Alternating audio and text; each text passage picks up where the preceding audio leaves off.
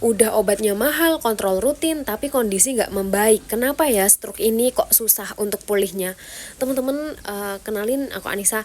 Aku tuh punya keluarga yang dimana lingkungan keluarga aku itu juga kena stroke juga. Ini termasuk salah satunya adalah paman aku, paman Ari, yang sering banget aku ceritain. Beliau itu posisinya di Arab Saudi. Nah, kadang masalahnya tuh bukan di obatnya teman-teman, tapi di pola hidupnya. Banyak loh pasien yang minum obat tapi tetap makan asin, jadi kayak pantangannya tuh dipantang pantangannya tuh dilanggar kayak gitu. Nah, terus kurang gerak dan stres yang secara terus menerus berlebihan.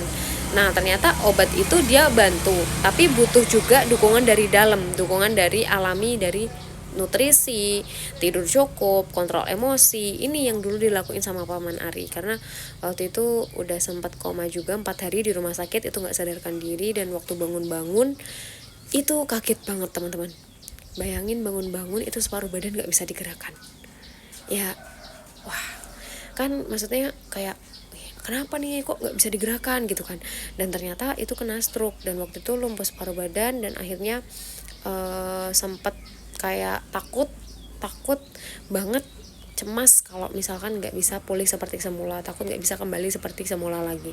Dan waktu itu akhirnya cari cara gimana caranya bisa pulih stroke. Dan waktu itu ketemulah sama sebuah herbal, gimana namanya, herbal Zerifa. Ini benar-benar yang membantu beliau banget. Beliau waktu itu kenapa langsung yakin, karena direkomendasiin sama temennya. Jadi kayak udah banyak testimoninya gitu. Ya kalau udah banyak testimoninya, ngapain nggak percaya gitu kan, ngapain nggak dicoba gitu. Dan waktu itu akhirnya alhamdulillah nyobain kan.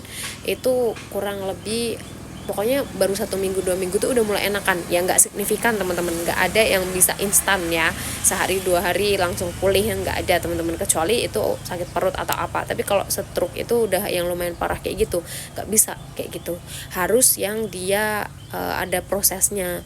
Dan waktu itu di 1 minggu 2 minggu kok mulai enakan, otot-ototnya mulai lemas lagi. Dan diterusin di 3 bulan kurang lebih konsumsi, sampai di 3 bulan itu beliau benar-benar pulih normal.